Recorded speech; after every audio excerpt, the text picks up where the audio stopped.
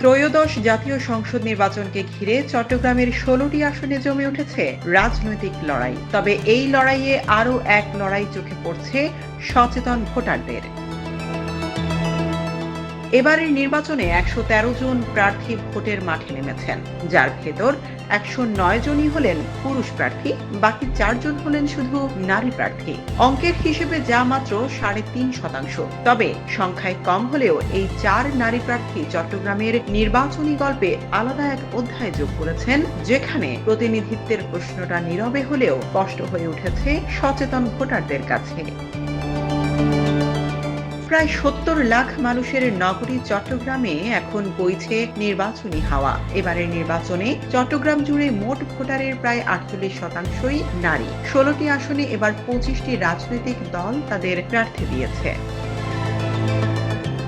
সবচেয়ে বেশি প্রার্থী দিয়েছে বিএনপি, বাংলাদেশ জামায়াতে ইসলামী ও ইসলামী আন্দোলন বাংলাদেশ। তবে তারা কেউ নারী প্রার্থী দেয়নি। জামায়াতের নেতৃত্বাধীন ১১ দলীয় নির্বাচনী ঐক্যের দলগুলোও নারী প্রার্থী দেয়নি।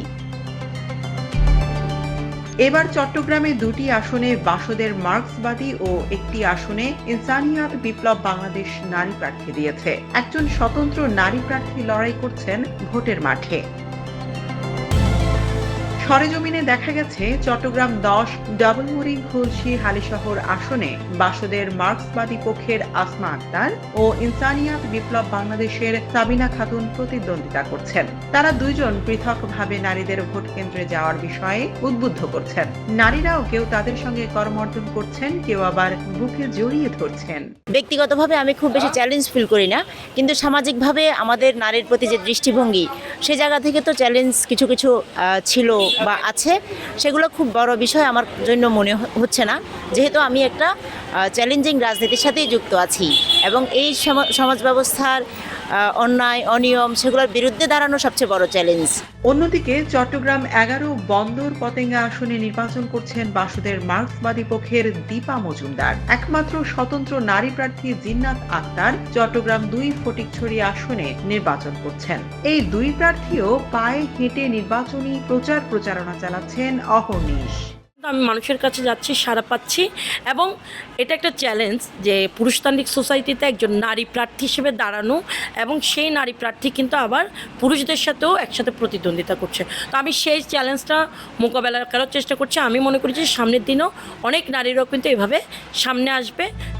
প্রচারণার ফাঁকে চা সিঙ্গারাও খেতে দেখা গেছে দুজনকে। কথার ফাঁকে লিফলেট বিতরণ করছেন তাদের সঙ্গে আসা লোকজন। ভোটাররা বলছেন, আসন্ন নির্বাচনে নারী প্রার্থীরা বিভিন্ন উন্নয়নের প্রতিশ্রুতি নিয়ে ভোটারদের দ্বারে দ্বারে ছুটছেন। ফলে নির্বাচনী মাঠ উৎসব মুখর হয়ে উঠেছে।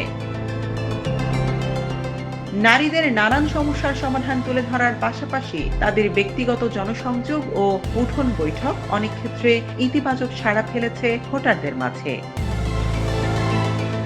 নির্বাচক বিশ্লেষকরা বলছেন, চট্টগ্রামের ভোটারদের প্রায় অর্ধেক নারী হলেও আইন প্রণয়নকারী সর্বোচ্চ প্রতিষ্ঠান জাতীয় সংসদে তাদের উপস্থিতি পুরুষের তুলনায় সীমিত। চট্টগ্রামে বসবাসরত নারীদের দৈনন্দিন অভিজ্ঞতা, শিক্ষা, স্বাস্থ্য, মাতৃত্ব, নিরাপত্তা ও কর্মক্ষেত্রের বৈষম্য দূরীকরণে সংসদে তাদের উপস্থিতির কোনো বিকল্প নেই বলে অভিমত জানিয়েছেন তারা।